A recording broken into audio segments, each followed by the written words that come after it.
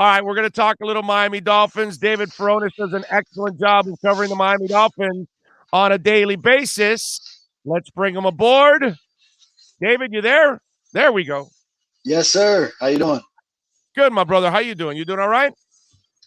Good, good. Here at Dolphins facilities, Brian Flores is going to talk soon, and then we have another practice coming up. That's right. That's right. All right. So talk to me a little bit. Where are you at? 6, 7, 8 receivers? Because we were having some fun with that. All kinds of people are taking guesses there. Where are you at right now with that? Yeah, I mean that's the one of those numbers, right? I'm thinking, I mean, maybe seven is the number because when you look at it, all right.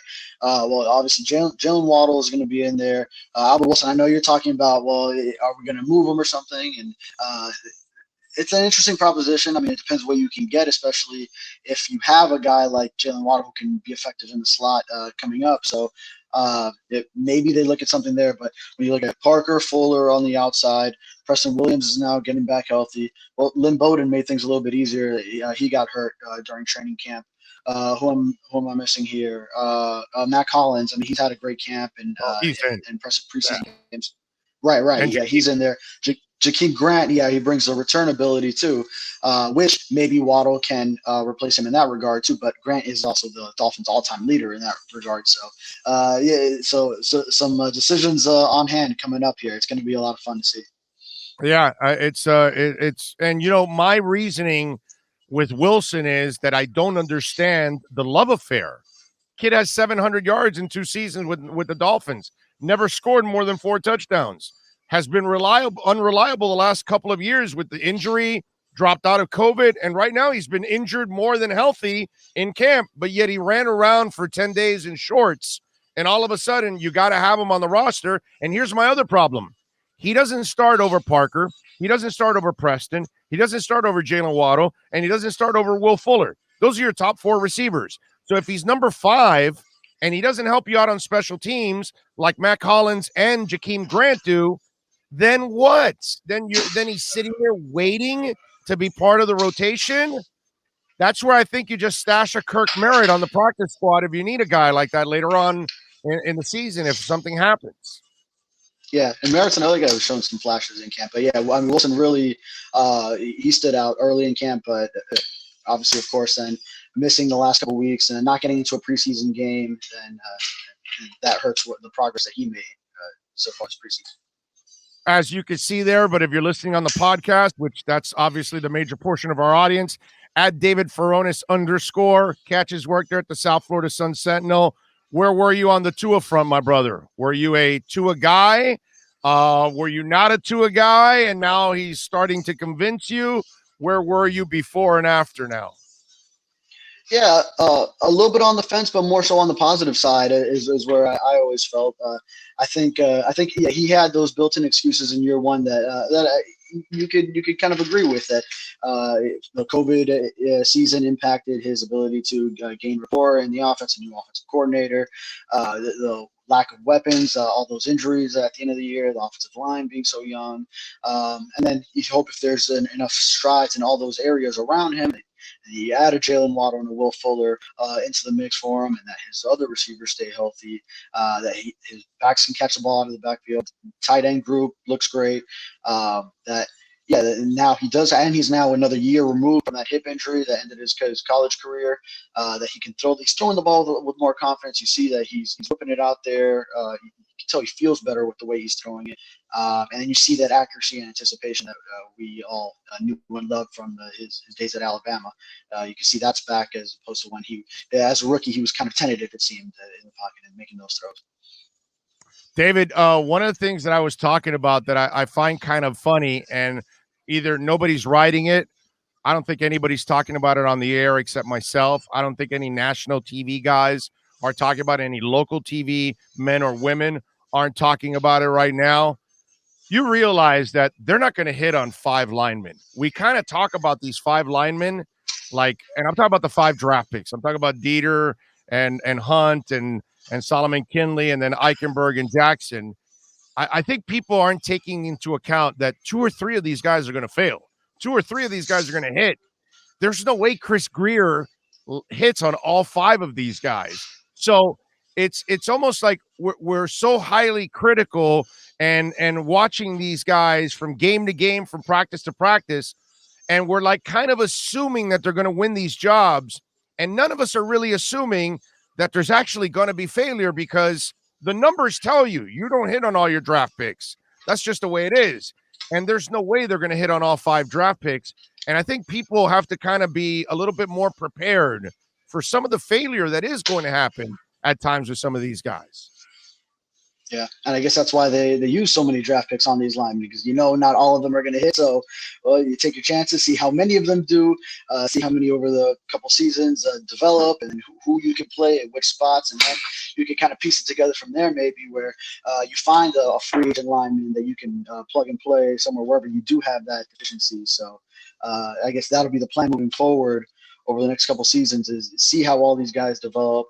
And like, for example, Dieter, I mean, after he was kind of the odd man out last year, now he has been the starting center all camp over Matt Skuro, the free agent addition that they made. We even had some snapping issues yesterday's practice, like we saw he had in Baltimore with snapping it back to Lamar Jackson. So, yeah, so Dieter has been impressive there, and yeah, you go from here, and we know Austin Jackson struggled a little bit at left tackle, been up and down.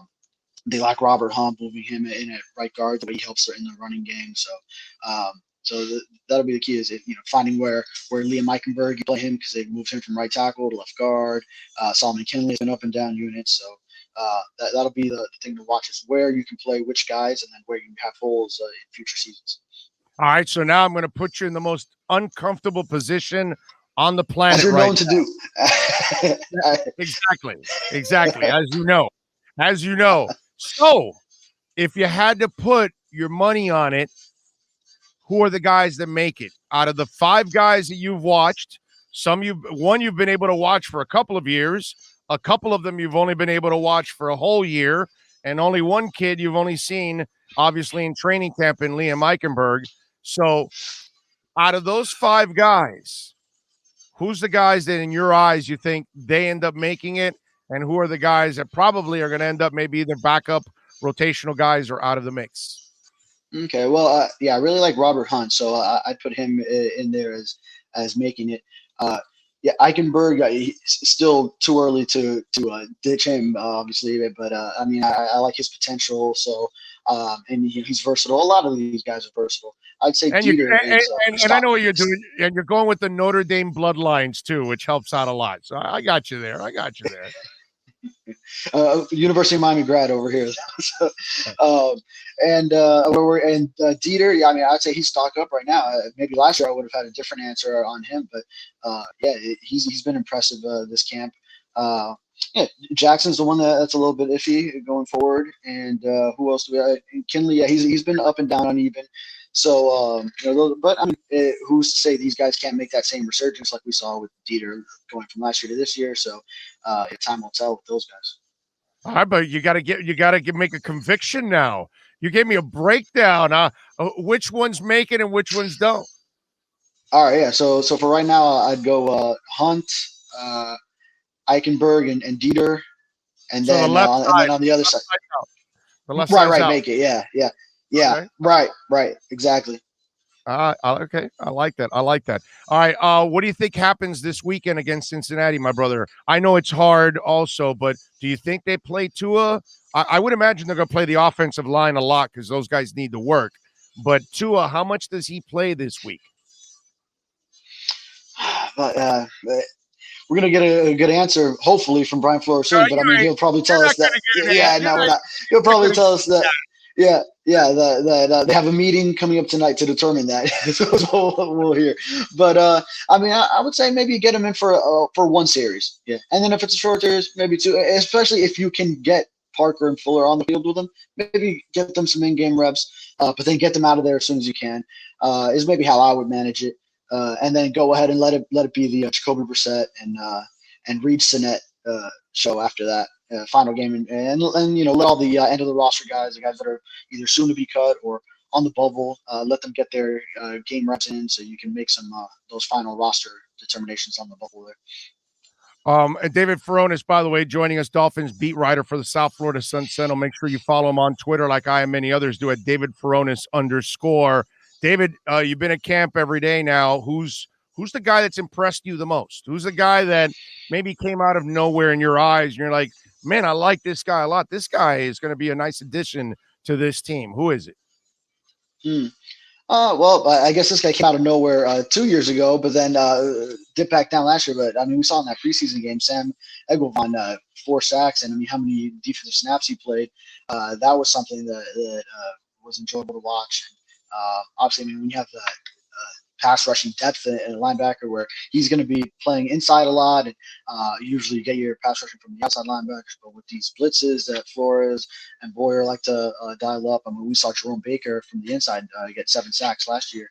Then that's a guy that you could rotate in and out, and a guy that was probably on the bubble earlier, but now has really solidified himself with that game that he had just last week against the Falcons. Yeah, off the top of my head, that might be my number one guy there.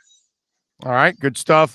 Follow him on Twitter at David Furones _ I know you got to get ready for the press conference, my brother. I appreciate you taking some time. We'll definitely catch up down the line, and we'll bother you as the season goes on. Do you have them making the playoffs is the question. I'll let you out with that one. Yeah, I'll say yes. I'll say, all right, they were 10-6 last year. I'll say with the 17-game season, they're good for 11-6. 10 wins usually get you in, and there's 7 AFC playoff teams. How did that not work out for them last year? But I'll say this year it does work out.